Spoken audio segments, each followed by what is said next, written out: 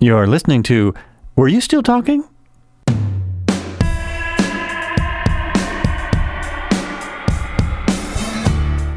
That's great. So you take these like down to a Walmart to have them developed, right? Yeah, I take them down to Payless and get that developed, and then they send it to Kodak. And out in Rochester. Kodak makes a digital file, and they send it out in Rochester. Wouldn't that be funny? Out in Rochester. That's right. Okay. All right. Thanks for tuning into the podcast. This is Joel Albrecht, and we're back. Today we have Stu. How do you pronounce your last name? Ehr. Stu Ehr. And he is someone that I've known for years and years and years. He actually probably knew my brother better and knows other people that I know. He was a videographer, producer for many years on his own. He has quite the resume on LinkedIn if you want to look him up. He's got so much education. I can't explain everything that's on there. I was going to print it out, but neither can I. Most of it is not real. It's not? I just make it up. Oh, no way. That's why I get all these phone calls look like perfect. From GE and Dow Chemical. It's like, we want to hire this guy. Well, yeah, we need somebody that can work on transmissions. That's me. That's it. But we're not here to talk about any of that for the moment. Although we'll see where the conversation goes. But the main reason he came on is to talk about the Pacific Coast Trail, which is absolutely, if people don't know what it is, it's a trail that goes all the way from Canada. Does it start in Canada or does it start in the U.S.? It's all U.S., right? Yeah, no, you can start in Canada, or you can start in at the Mexican border. You actually don't go into Mexico, but you do go into Canada. Well, we couldn't go into Mexico. We'll never get back. Yeah, that's right. Not in Trump's America. Hey, there's a little political commentary. It is the Pacific Crest Trail, not the Coast Trail. Oh, that's a different trail. I'm sorry. I screwed up already. That's okay. I love that, yeah. It's all about education. So. It is. It's true. The Pacific Crest Trail. There is a Coast Trail, but it's not quite finished, and it's on the coast. Pacific Crest Trail. You can follow along at, what was that you gave me? PCTA.org? Yeah. PCTA.org if you really want to see what we're talking about, because it's absolutely incredible. It's a trail that goes all the way down Washington, Oregon, and California. And you hiked it there and back a couple times in about 2 weeks? No, it's less than a week. Less than a week? Less than a week, yeah, from the Mexican border to Canada. To Canada. Yeah. You're just hiking it was bare feet. Yeah, that's right. So in actuality, you said your son has hiked the whole trail. Yep, my son hiked the whole trail back in 2015, and then he turns around to me and says, "Dad, when are you going to go? This is your time." And I'm like, "No, yeah, this is my time." And there are two groups of people, basically two groups of people. You've got your young people, your 20-somethings. Mm-hmm. Most are out of college. Most have a college degree, and they know they don't have mortgage payments, car payments, kids, any of those sorts of things. So this is their opportunity to go. So the irresponsible young kids. Yeah. And then on the other end, you got old people like me, like, I don't got a mortgage, don't have no kids. Damn, they never call me. And, and so without car payments and mortgages and stuff like that, now's the time to get lost on the trail. So where did you start north? Started at Campo. Uh-huh. Campo, California, which is on the Mexican border, and you can go so you started south. Yeah, you start south, and most of the people, probably 95%, go northbound from the Mexican border. You can start earlier. Okay. Than starting in Washington State, which is like a July start. And there are people that are heading southbound. They're Nobos, which are northbounds, and Sobos, which are southbounds. Oh, of course. And so it's really nice right now in my hometown of Sisters, Oregon, because the ones that started in July, earlier in July, are starting to meet up with the ones that are northbound right now. So got this big confluence of migration, this migratory bubble of northbounds and southbounds. So, oh, okay. So it's pretty cool. Yeah, really cool. So our hometown sees a lot of folks that come in off the trail for resupply, things like that. The ones that are northbound are at about mile 1900. So they've got that many miles, behind them. Uh-huh. But overall, the completion rate, just to give your listeners a heads up here, everybody can get on the trail, but not everybody's going to finish. It's usually about around a 25% completion rate on through hiking the trail in 1 year. My year of 2017 was less than that. It's about a 17% completion rate, and it's known as the year of fire and ice because we had lots of snow and ice early on, and then lots of fires in the Cascades in Oregon and that's right. Washington, where people are getting chased off and trails closed and things like that. So you either wait around and hopefully can finish, or you just get off trail and finish another year. But so you don't just run through it. No, you can try. They don't like that. But yeah, it was 2017 was a tough year as far as fatalities. I think we had 7 fatalities on trail, and a guy from Ireland who's still missing, I think, in the Mount San Jacinto area. Wow. So do you, what's, is there an average? Is that's way above average? Seems like a really high number. Yeah, it's way above average. Usually you have a couple people a year that'll, make a mistake or do something dumb. And some of those dumb things, we're missing a hiker from, I think, 2016 as well. His name was Sherpa. He was in northern Washington State, backpacking by himself, hoping to complete the PCT when the snow started to fall. He was just up there too late, and they haven't found him. I suspect he probably tried to get lower in elevation, but... I think I heard something about him. Yeah. I think that was a pretty big story. Yeah. So how you made it, how far? 1,200 miles. 1,200 miles. From Campo to Lake Tahoe. And how far, what is the total distance? Is it like 2,400 miles? 2,650, so it's almost halfway, but not quite, and my knees gave out. That's the thing when you're an old person, is your body pieces start wearing out, and I'd already gotten...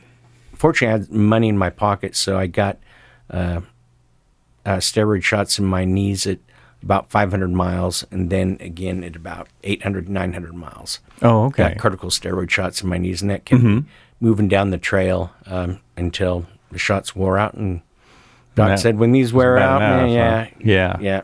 So no, I understand that. I have... all kinds of pains already, all kinds of difficulties, but that's amazing to me. Wow. It's a lot of fun. It really is. It's never what you expect it to be. You see pictures, you see videos, and everything of the trail and people on the trail, and it's never like that. For some reason, the experience is, they're just not able to convey it. You'll stand in places where it's like, there's a picture of this place, but you're standing there and go, it doesn't quite look like this. This is different, Oh, yeah. That's how a lot of stuff, the Grand Canyon's that way. When people say they didn't care about seeing the Grand Canyon, I wonder what's wrong with them, because... Then after they've seen it, they've like, wow, that was bitching, man. That's a big hole in the ground. It's a big hole. Wow. Yeah, anyway. Yeah, and I mean... being out in nature is that way a lot of times, where it's very hard to describe. So I wanted to ask some just stupid questions, like well, I think you already told me. So the north end's a little more difficult than the south end. Yeah, you have to get a later start heading southbound from the Canadian border. It's actually Manning Park in Canada. Then you hike uphill to Washington State's about 8 miles, and you get on the trail there. And then start hiking southbound. The object of both of those, whether you're heading northbound or southbound, is to beat the snow. If you're heading northbound, it's to beat the snow in Washington State. If you're heading southbound, it's to beat the snow in the Sierras. And obviously different finishing times. People will finish in September heading northbound, and people heading southbound finish like near Christmas time. Oh, wow. Yeah. Interesting. So, yeah. Okay. So it's almost all year that there's people hiking the trail, doing the full hike. Yeah. You just got to hike between the snowflakes, though. So. Right.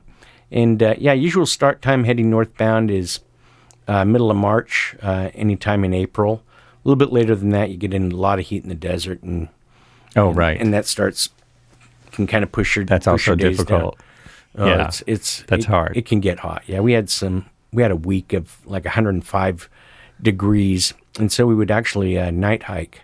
Oh, where okay. That must be amazing. Yeah, you start out, half hour before the sun goes down, and you hike until you're tired. Usually for me, that was about 12:30, 1 a.m. Set up camp, and then hopefully get some winks and get in some more miles before the sun rises then. And just kind of did that for a week. And did you just walk? Could you just see enough? Or, I mean, did you use headlamps? Yeah, you use headlamps. Even then, it's still kind of sketchy because when you've got a headlamp at head, it's as high as your head, high as your eyeballs. You don't get a lot of definition of those rocks in the ground. You don't see the shadows on the trail until you stumble over something and, roll off a cliff, and they never find your body and wonder, what the heck was he up to? Oh, jeez. Yeah. Right. Well, so has anyone ever got stuck and weathered it out? Does anyone ever do that? Oh, yeah. Yeah. Yep. And hopefully it's, you're pretty much bound by how much food did you bring along, how much fuel did you bring along. That's, the kind of the big thing is how much food can I get by with between resupply, towns. And sometimes you just run out of food and you're done. I ran out of food once, ran out of fuel once, and ran out of water a couple times. Wow. So how much are you carrying approximately? How many days of food? There's a stretch in the Sierras that's 10 days, and so would usually carry 10 days plus, an extra day, so about 11 pounds or 11 days worth. And backpack weighs about 40 pounds then once you've got all of that food in there. And in the Sierras, you have to carry everything in a bear can. Oh, which right. is this big plastic barrel, that you've got that, the bears can't figure out how to unscrew. And the problem is I can't figure out how to unscrew it either. so you get it, but it's just you got to ask the bears. Yeah, it's just a pain to carry that. Yeah, and I ran into some people. It's like, what's going on? What are you doing? Good.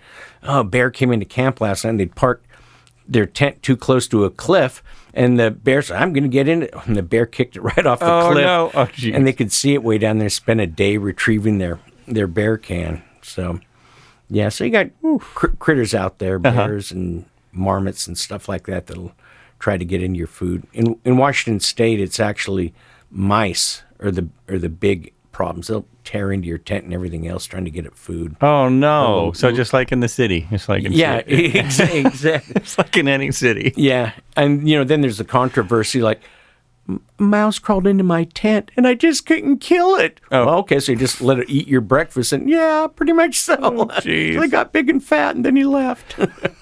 I guess you're going to be hungry then. Yeah. It's like, nah, I wouldn't take that. It's like, nah.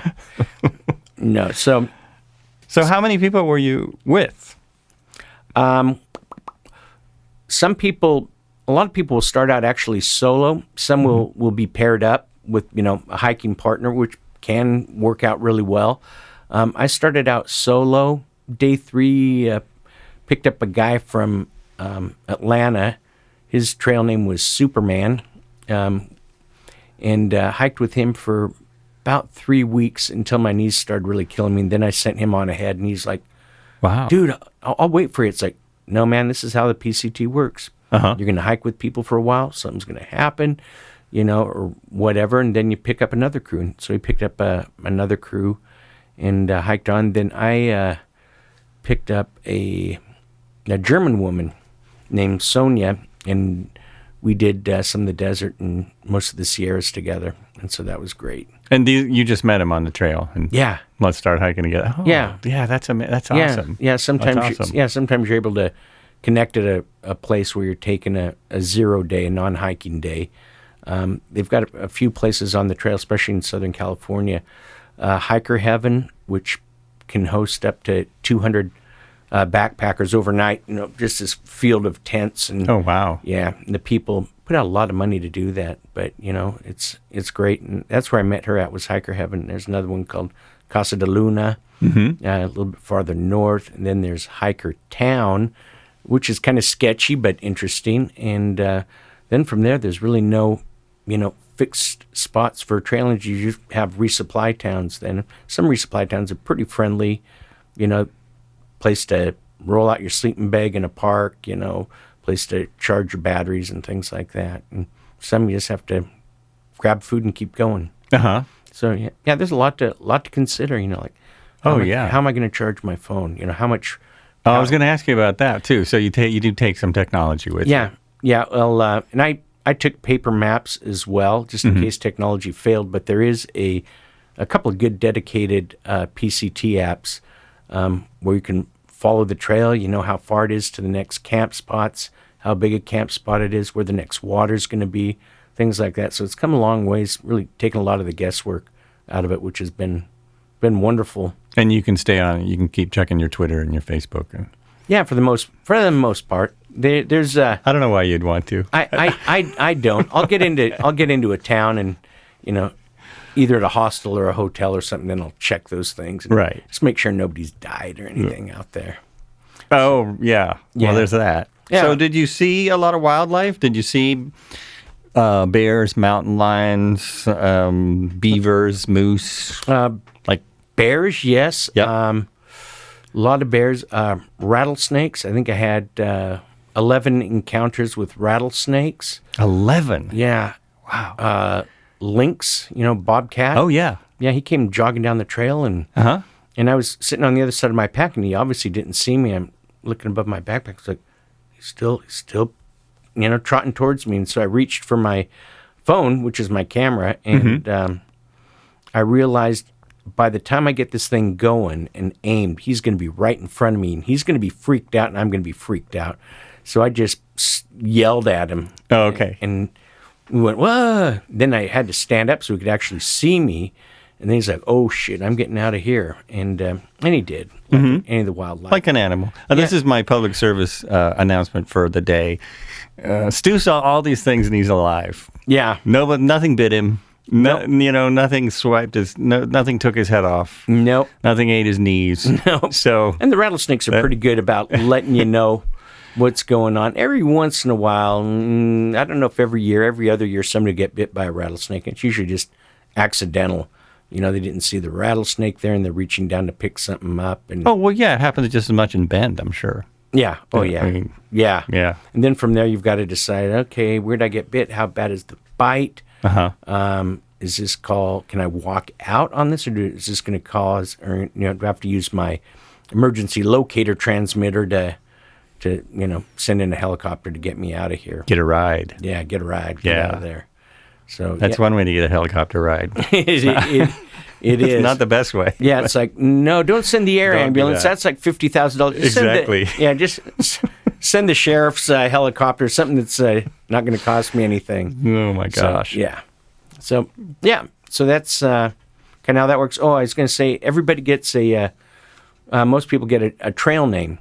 You mentioned your friend's trail name, Superman. So what were you? Yeah, I was Papa Homie, and I got my trail name because my son, who went 2 years later, was the Homie, and the reason he got that name was he was basically hiking back towards home, towards Sisters, and then beyond, and so somebody said, oh, you're the Homie then. You're walking home. The Homie. That's nice. And so these girls, that's funny. These girls that I was hiking with, I was telling them that story, and they go, well, you should be the Homie, or Papa Homie. Papa Homie. Oh, yeah. So they became Papa Homie. So there's usually, you cannot give yourself your own trail name. It has to be bestowed upon you by others. Right. Right. Either usually something stupid you do or something that, that is a habit, So you got a good one, really. Oh, yeah. That's nice. Yeah. Yeah. I was talking with a French guy. I said, what's your trail name? He goes, my name is Wrong Way. And I'm going, Oops. Wrong Way? How'd you get that? It's a long story, but that was going the wrong way. And somebody said, you're going the wrong way. Come back up. Oh, man. So it wasn't because he was on Gilligan's Island. No, he wasn't. And his little sister, her name was Mosquito, because they just loved her. No. They just loved her, yeah. Oh, so, geez. yeah. So everybody gets a trail name. Funny story, if a doctor tried to give himself a trail name, he had all the latest gear, everything was brand new and stuff. Said, what's your name? Goes, I am the Falcon. Everybody's like, how'd you get that trail name? I said, I gave it to myself. And they went, huh. And from there on, up and down the trail, he was known as Dr. Dickhead. That's his official trail name after that. So you want to be... So really don't want to give yourself a trail name. You That's do not. not. Gonna work out. Yeah, it doesn't work out, especially something as ostentatious as the Falcon. The Falcon. Yeah. Yeah. So... Well, how did Superman get his name? That was my, You know what? He got together with another group in front of me, and I guess was just a real go-getter, and, banging out the miles, and so they called him Superman. The girl... Sonia that I hiked with, her name was Spirit, just because of she was communing well with nature, and they thought, right, you've got this wonderful spirit. So it was Spirit. This other woman from the Netherlands, her name was Luxury, because she had the money that when you got to a town, it's like, I don't care how much the hotel costs. I just want to get. I just want to stay there. Yeah, I just want to stay there. So she'd stay at the better places. Did she have food drops? She could have. She could have afforded that. Yeah. Yeah. So one thing I'll tell you, the usually about 45 countries are represented on the PCT every year. Oh, that's amazing. Got people from all over the world, which is great. Hiked with a wonderful woman from Taiwan, whose trail name was No English, and there was a good reason. How'd she get that? Because that was the first thing she said. Hey, how you doing? What's your name? No English, no English. And so got a lot of delightful to hike with, but a lot of hand gestures, and that's a good thing though, to go, have to communicate with somebody without the language. Yeah. That's very interesting. Yeah. So, different experience. And some you would think would know a lot more English than they do, just being exposed to it like, Japanese or Chinese or something like that. But they don't. Europeans. Well, I think that about people from America as well. Yeah. Yeah. It would be great if they spoke English, It'd be great if they could learn more English sometimes. Yeah, it would be. But I really hit it off with the Europeans. Really loved hiking with Europeans because they were more my age. I did the PCT when I was 61, and so most of these Europeans are in their mid-30s, some are in their young 40s, and they have such great time off packages there. It's like, oh, right. Yeah. Hey, they get months off, not weeks. Yeah. Can I take 6 months off and go hike the PCT? Absolutely. And there'll be a job for you when you get back. Oh, and by the way, it's paid time off, so just have a good time, nice. Where it's like, people, had to quit jobs or got fired from jobs. All sorts of nightmare stories. Hey, boss, I want to take 6 months off. Go ahead. Don't let the door eat in the butt on the way out because you ain't coming back, so. How about your boss? My boss was great. My boss said, wasn't he cool? Oh, yeah. He was very cool. He's an outdoorsman, so he understood. And said, yeah. He goes, go ahead and do it, and we'll have your job for you when you get back. Oh, that's sweet. We'll just leave the name on the broom how it has been. And so... yes. Well, that's good. Yeah. And that's good. Yeah. So how long were you on there? What did it take? April, May, June, July, August, and into September a little bit. It took me quite a while to do the 1,200 miles, some stops for my knees. Went back to Portland to watch over my 90-year-old dad for a week. Then got back on trail again. And so it took me a little bit longer to cover those 1,200 miles than I certainly would have liked. I lost my cell phone for a week, which was horrible. To get in and out of town, you hitchhike, and I'd left my cell phone in this hitch, and I didn't remember anything about the woman except she had an Australian accent and she lived an hour south in Ridgecrest.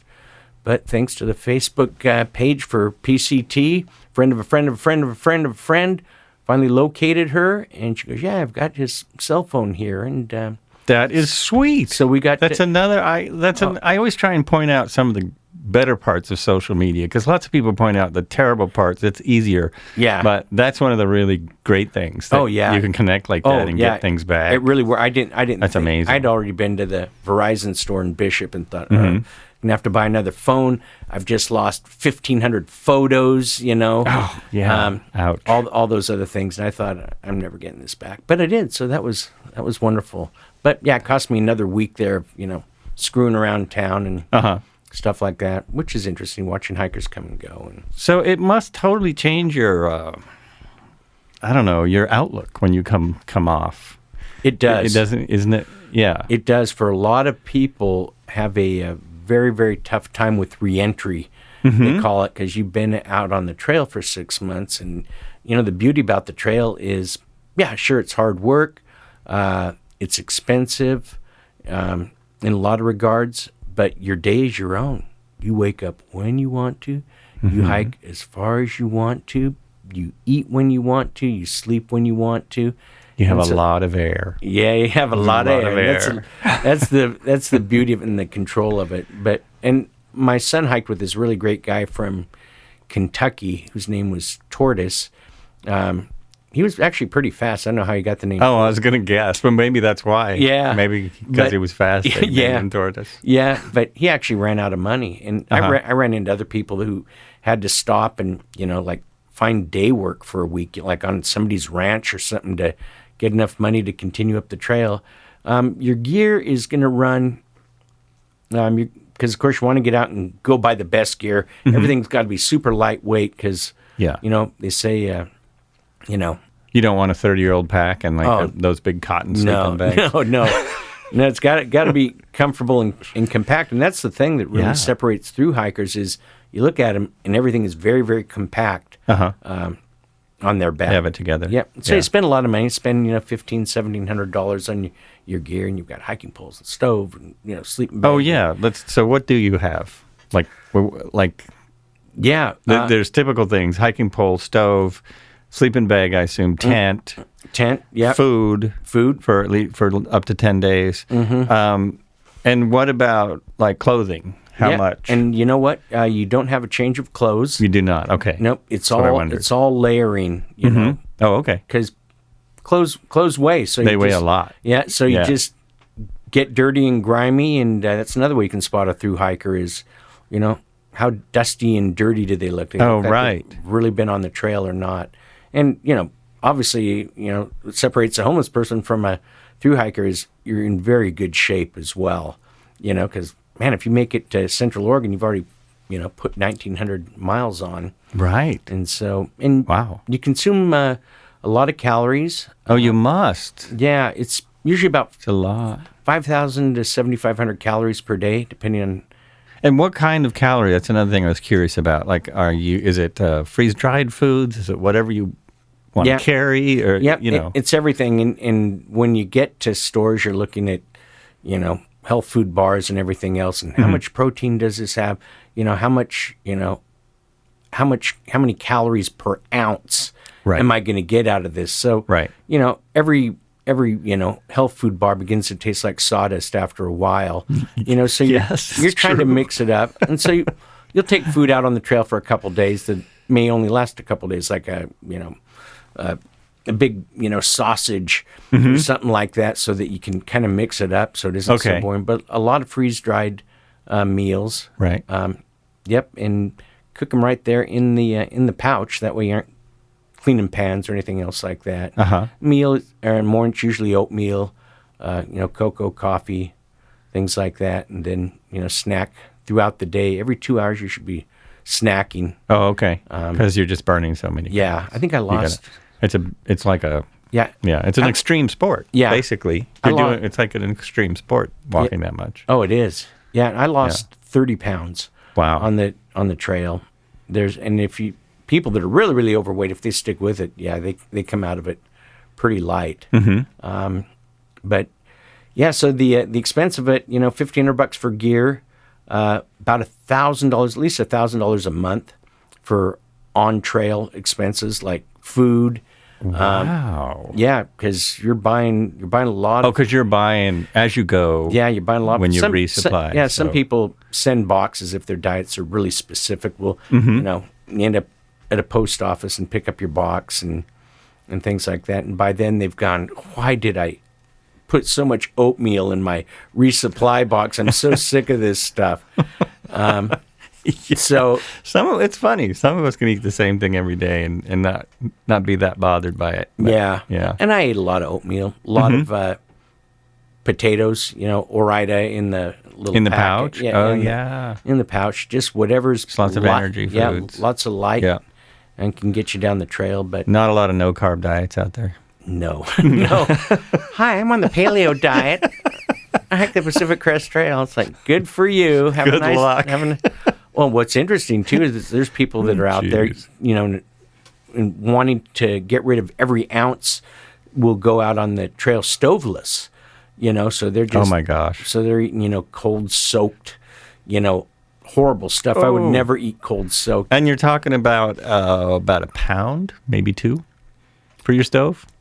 Oh, if you not even that. Not even that. Yeah. That's what I thought. I mean, a good hiking stove doesn't weigh nothing. Oh yeah.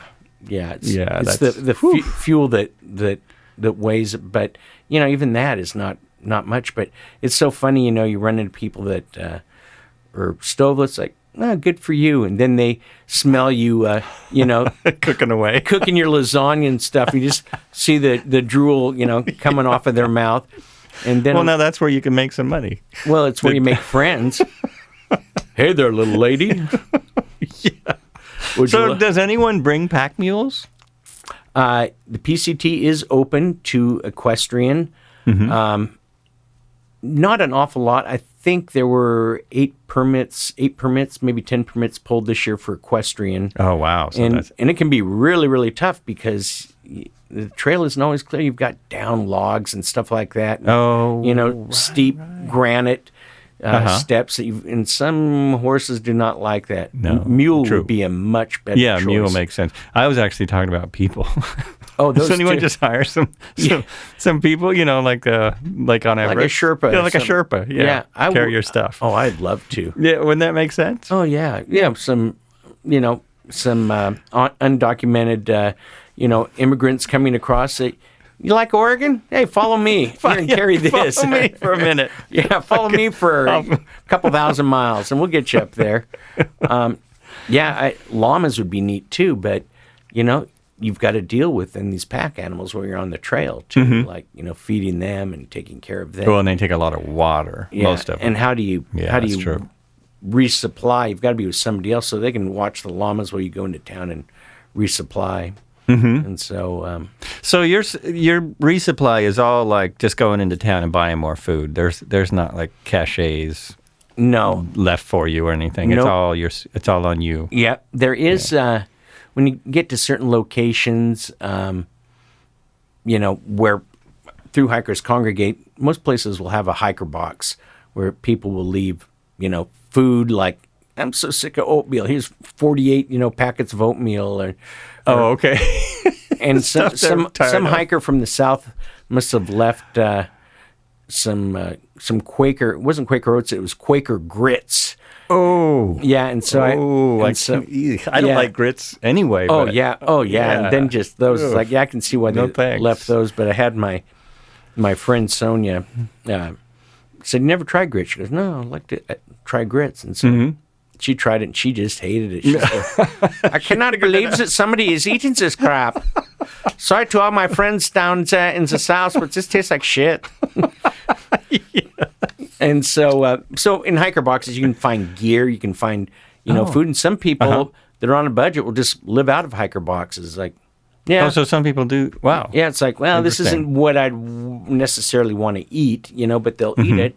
And, saves money. Yeah. And $1,000 a month sounds, that's kind of a lot. But when you think about if you're just driving cross country, you're going to easily spend that. If you're just driving and staying at a cheap hotel or something, or lots of other traveling options in a month, you'll go way over $1,000. Oh, so yeah. If you kind of compare it to that, then it's a cheap way to travel, and it's Well, it's not like anything else anywhere. No, and if you're a through hiker, obviously you're not just going to be spending it on food. You're going to get into town. Man, I want a pitcher of cold beer. If you're dirty and dusty. And you spend it on laundry and maybe a place to stay where you've got a shower and things like that. Well, more carbs. You get your carbs. Oh, yeah. Beer. Yeah, that's what it's all about. That's right. God, I saw one guy at a McDonald's.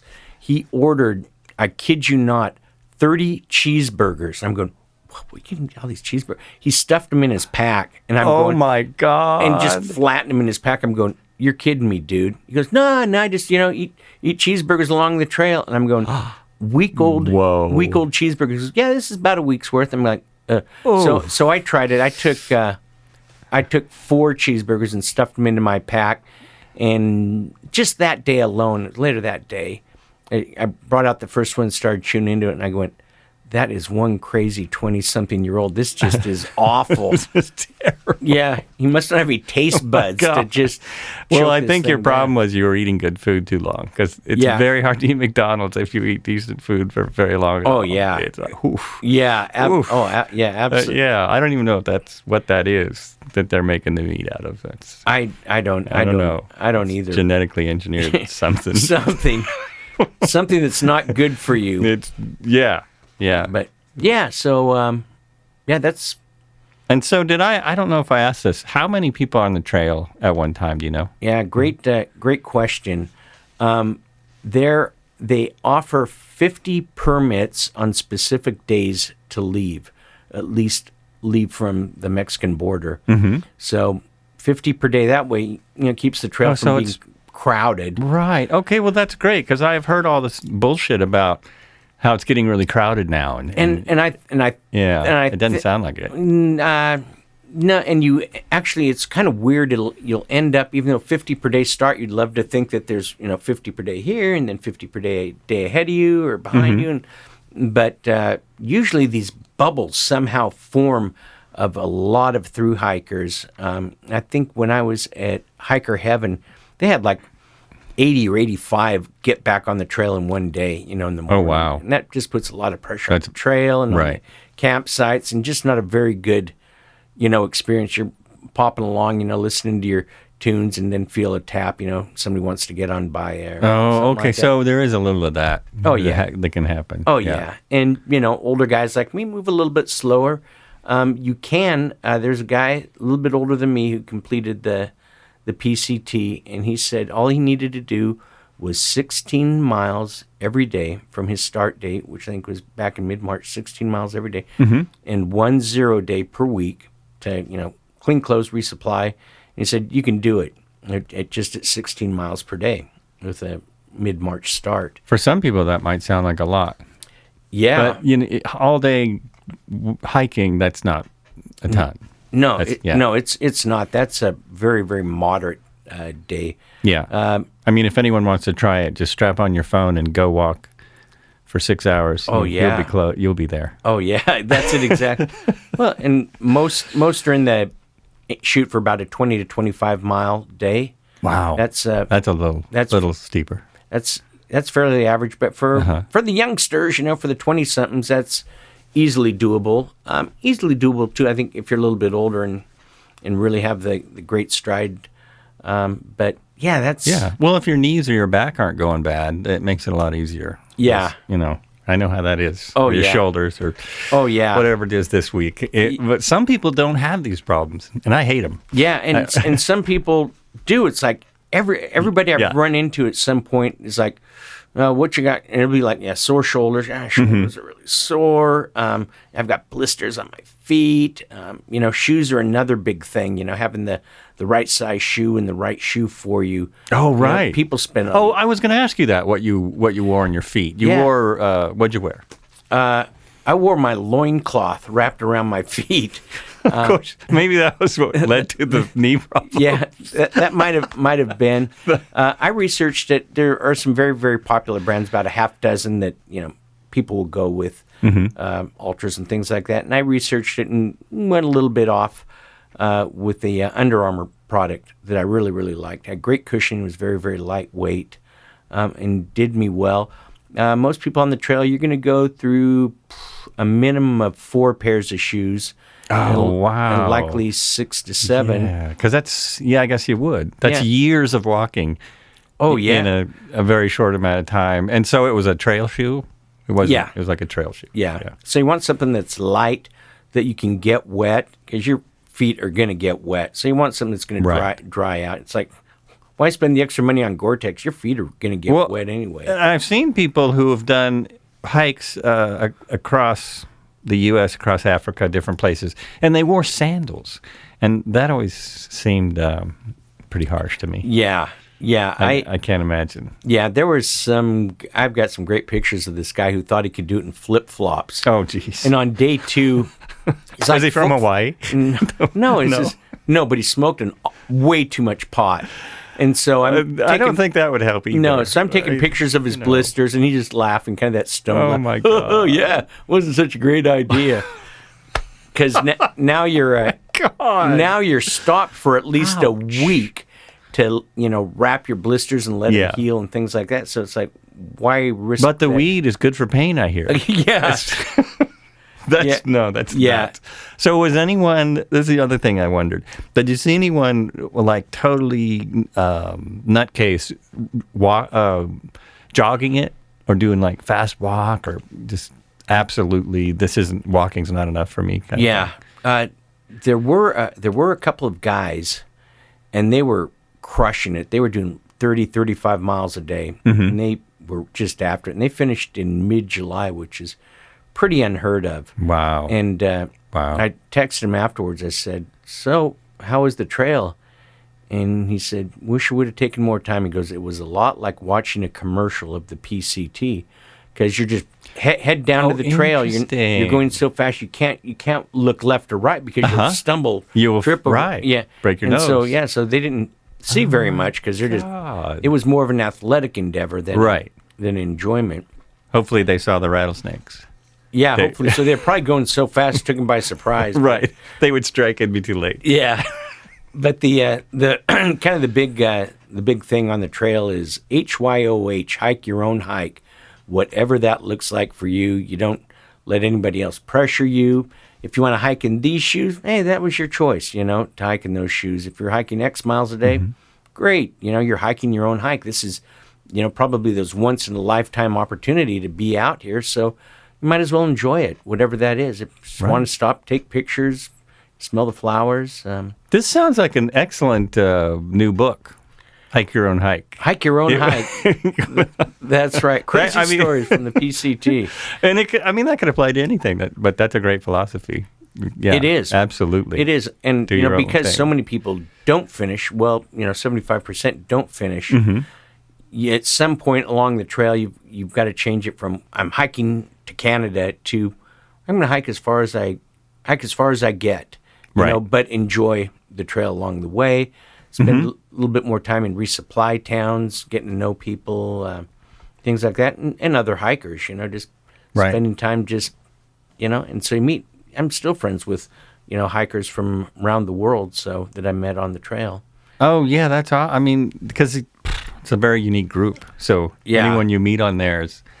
Yeah, they're doing that. Yeah, they're doing that, and you get to find out their story and how'd you end up on the trail, and and there's some kind of tragic stories there too. When I was at Hiker Heaven, which is I think about 450 miles on the trail, and I was injured. My knees were injured, and I was researching a doc I could go see. There was another guy there who'd injured his knees, injured his right knee. His name was Yoda, and he went and had x-rays. Then they called him back, said, let's do an MRI. Went and did an MRI. And the doctor, I was standing there when the doctor texted him and said, your hiking is done. You have got a cracked kneecap. Oh. You are done. Oh. And so he'd been saving up for years, traveled all the way over from Australia, and a little more than a month into his through hike, he's done. He's toast. And did he do a blunt force injury, or did that just happen? I don't. Not sure. I don't know. Those weird predicaments you get your legs and feet into that can, right, bust a knee or So people have all sorts of injuries, that they're dealing with, and some of them force them to get off the trail. But what I tell a lot of people is, oh, I'm injured. I got blisters. I'm gonna quit. It's like, no. You're out here for this one time in your life. You don't know what the future is going to hold. Get your blisters taken care of, yeah, your crew has gone on ahead, and maybe you'll see them, maybe you won't. You meet some other people to hike with, so just get better and take advantage of this time and just go. Oh, that's awesome. Yeah. So you were like the coach. Yeah, You were go team. I'm the old guy. Oh, God. Dang nabbit, you kids, get off my trail. Get off my... I'm going to call the cops. I mean it this time. So, Yeah. So that's what, that's kind of what it's about. And just enjoying it, and just the vistas you see, the stars overhead are just amazing. Oftentimes when you can, if the mosquitoes aren't bad or whatever, you just cowboy camp. You just roll out your sleeping bag, climb in. And just hang. Yeah, hang, look up at the stars at night, hear the Yeah. coyotes in the distance howling, and it's just incredibly beautiful experience like that. And when you start, it's like, ooh, cowboy camp. Geez, first of all, I don't know if I can backpack by myself. That's you're all out there, and right. and then it's like cowboy camp. You can just not even sleeping in a tent, just rolling out your sleeping bag and just sleeping right there. And there's critters and stuff out there. It's like, yeah. So you just roll out your sleeping and you just do it. Yeah. And then I used to do that all the time. Of course, it was a backyard. Yeah, the backyard's a little bit easier. Yeah, you don't have to wake up with a bear sniffing your face or something like that. No, only after a massive party. But it wasn't a bear. Yeah, it wasn't a bear. It was your mom going, wake up. You guys been drinking out here again?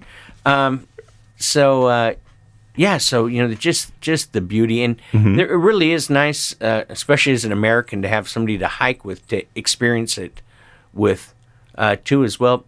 Soloing's great, and there were those days where I was soloing, and then there's other times where it's just nice to be able to share it with the experience with somebody else and just look out there. Except Germans are not that great to share it with, because you're looking, oh, look at those colors. Wow, what a sunset, isn't it? Oh, look at that. And then the Germans are going, yeah, of course it's beautiful. We wouldn't be standing here looking at it if it wasn't beautiful. Let's move on with life. Just be quiet. You Americans have to comment on everything. It's like, okay, sorry. You didn't travel halfway around the world to have you comment on the color commentary on the sunset, So I got the message. So was there a day or a place that like really stood out? Or was there just so many of them that it's hard to... there are so many of them. Even the desert has its own special beauty. Oh, I love the desert. Yeah, it's remarkable. It can be really, really tough. But, the Sierra range is just so amazing. It's just like you come around they call it the Disneyland for through hikers, because it really is wow. It's just, every curve, is a new vista, is a new view, and you're just going... That is just amazing. I'm so glad there's not a highway up the middle of this thing, because there'd be people parked beside the road. Right. Looking at this thing. Looking at the hikers. Yeah, look at the hikers. Yeah. Yeah. So don't give anyone any ideas. Yeah. Yeah. So there were just a lot of days that were like that. And a lot of days in the desert, a lot of days in the Sierra. And just met a lot of really just fine people out on the trail. And if you talk to anybody who's been out on the trail, they will tell you that the best experience about the PCT is the people you meet. That the PCT is about people. It's something we forget, because most of what we do is about people, no matter how hard we try. And it's your interaction like that. and you get to choose who you interact with. And which is great. I think a lot of the 20-somethings didn't quite get me. It's like, oh shit, my dad's out here hiking with me on the trail. But some were very, very cool. Met a lot of really nice, kids, that were out there. But like I said, it really hit it off, I think, with the people that were not from the United States, Right. Europeans and, Japanese and Chinese and Taiwanese. Although the Chinese can be very, very annoying when they park their tent right next to you and then decide they're going to spend their time going through their gear all night long while you're trying to sleep. They have a different idea of space than we do. There are no boundaries. Yeah. You'll be like stopping, leaning up against a tree and go, God, my pack feels heavy. Oh, that's because there's a Chinese woman leaning on your pack while you're standing there as well. So, yeah. So but that's about the only people that I found really didn't respect boundaries. Was the Chinese, and they just didn't. And they made all your gear, so. Yeah, that's right. Hey, could you take this back to the factory? You're heading that way, aren't you, after this trip? Yeah, I'd really like to get this thing fixed up. You can send it back to me. Yeah, but it's a wonderful experience. Just the people you see and you meet are just amazing. Yeah. Yeah, it's funny. That's the last thing I would kind of think about, but of course. Me too. Of course. Me too. Yeah. And you're out there. They're all there. I mean, it's people are kind of there for the same reason. It's like last week, me and my buddy had a buddy on the show. We had just gone to the country fair, and it's the same kind of thing. You go there for whatever the experience is going to be, but it's all about it. You just spend time staring at people and enjoy. They all seem to be enjoying each other. Oh yeah, it's great, and you get your choice about what people you can enjoy as opposed to work or some other social environment where I'm sure glad that Henry isn't hiking the trail because man, I'd hate to be with Henry on the trail. So and so and if someone you don't enjoy, you just start speaking German. Yeah, that's a Russian. No, I don't know. No English. No, it's not good. Was ist das? Yeah. Nein. Sprechen English. Yeah. And that's how you get rid of them. So it works. Yeah, it works really well. Yeah, and of course everybody stinks. You're on the trail. If you bathe once a week, that's a miracle. Get your laundry done. So you pretty much got to put up with everybody's smell, which you don't smell anymore because it's like you're sniffing your own armpits. Right. Is that me or is that the guy next to me? Well, and it keeps the bears away. It keeps the. Hopefully it does. Really funny story.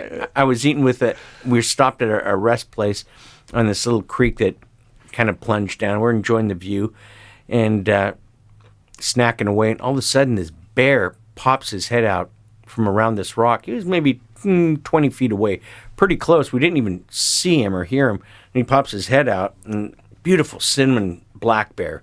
Just like, and then of course we're both scrambling for our cameras. My buddy got off a shot before the bear rises up again, then just boom, takes off down the trail. And we're going, what was he doing back there?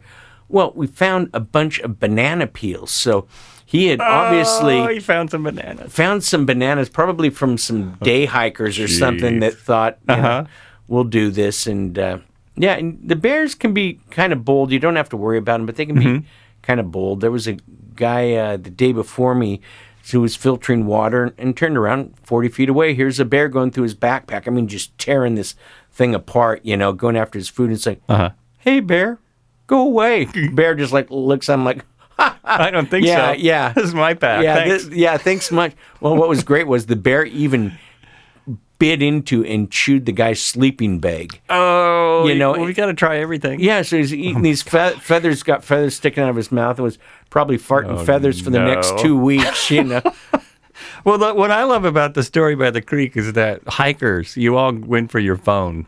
Oh, yeah. Where if you were out there with a bunch of hunters, they all would have grabbed their guns. Oh, yeah, absolutely. Oh, a bear. Yeah, we want to. Great, a bear. Yeah, we want to capture this moment here. Yeah. So, and cougars, never saw a cougar, but there was a guy who showed me on his phone a picture of a cougar that was really close, and his buddy had been behind him and go, wow, this cougar's stalking us. He's just right beside us, about 60, 80 feet off the trail. It's kind of, so he showed his buddy, goes, hey, did you know that we're being tailed by a cougar? And showed him the picture, and it's like, no, didn't know that.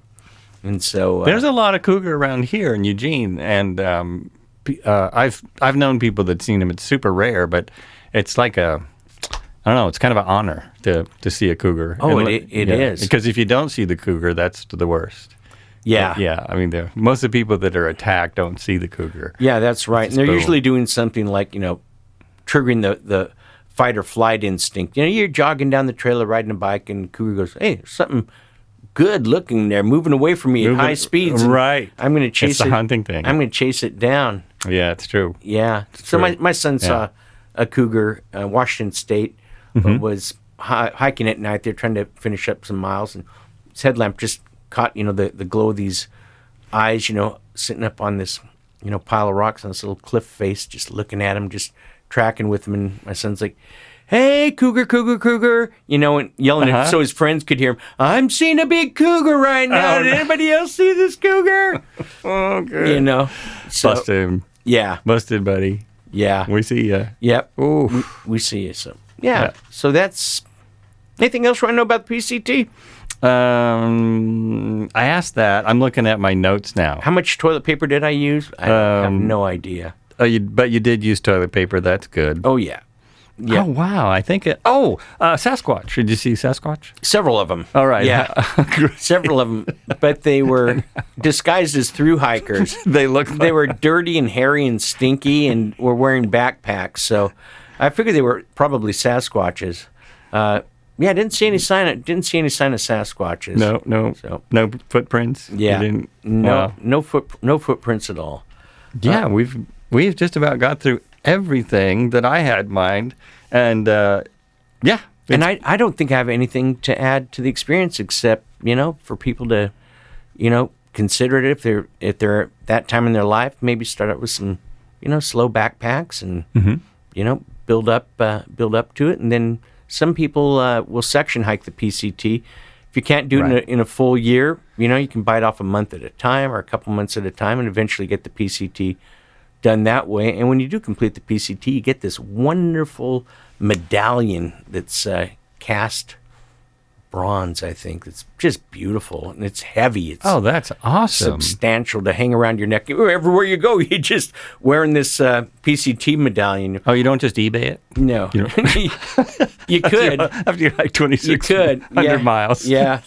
Well, and there are people that I'm sure maybe do, and probably people that don't complete the PCT that, put in for the medal anyway. Well, I almost did it, I did 100 miles of it anyway, so putting in for the medallion. I did day hikes and maybe some overnights with my dad many years ago, yeah. and even that's fun. Fun. But yeah, just get out. Although now, and it was at that time, it was far emptier. When I was a kid, hardly anyone knew about it. Isn't it crazy? It wasn't a thing. Yeah, it is. That part is pretty incredible.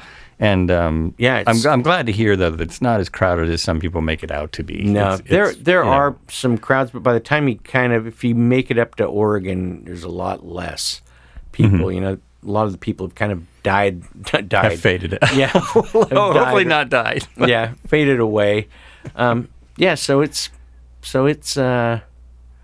yeah. What else was I going to say about that? Oh, I don't know, something else for you to edit out. Can't remember what it was. Oh, I don't edit. Oh, good. We'll just keep editing's annoying. Yeah. I eventually want to be live somewhere, like live to YouTube or something. So I edited the first couple, and it just nope, I don't want to do that. Yeah. It's all live. It's all good. All the stuff I've heard come from you has been gold. Oh, good. It's awesome. Well, that's great to hear. Can I have another beer now? Absolutely. No doubt. So, I'll try wrapping it up here. You've been listening to Will You Still Talking? With Joel Albrecht and Stu Ehr, and we've been talking about the PCH. And if you've listened this far, then share it with your friends. I mean, you tell two friends, and they'll tell two friends, and they'll tell two friends, and so on. All right, you got to be really old to know what that's from. Yeah, but, it's a very popular podcast in jail. Apparently, you guys love listening to it. Hey, whoever gets enjoyment out of it. That's right. I mean, if your friends like it, that's great. That's right. Yeah. All right, so we'll be back soon. And thanks for listening. And if you don't like the podcast, what the hell did you listen this far for? All right, be good to each other.